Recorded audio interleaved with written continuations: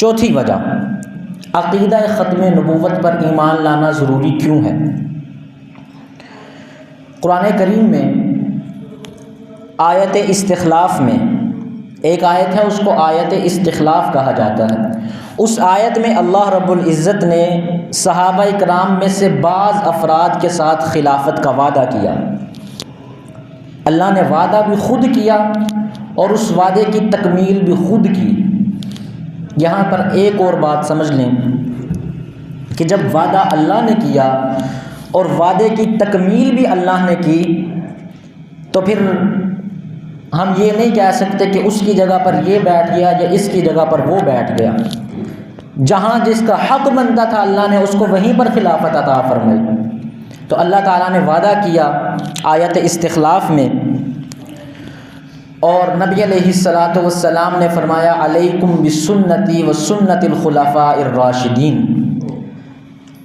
اب اگر خلافت کے سلسلے کے تصور کو تصدیق کا لباس پہنانا ہے، اگر خلافت کے سلسلے کو تسلیم کرنا ہے، اور ترمذی شریف کی جو روایت ہے کہ میرے اور میرے خلفاء کی سنت کو لازم پکڑ لو، صحابہ کرام کے اجتہادات اور فیصلوں کو اگر سنت کی سند دینی ہے تو ختم نبوت پر ایمان لانا ضروری ہے۔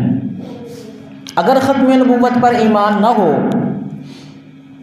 تو جو اس امت کا عظیم سلسلہ خلافت راشدہ کا سلسلہ ہے اس کا انکار لازم آئے گا، اور صحابہ کرام کے اجتہادات، ان کے فیصلوں کو سنت کی سند نہیں مل سکے گی، جبکہ خود حضور نے فرمایا میری سنت اور میرے خلفائے راشدین کی سنت کو لازم پکڑو۔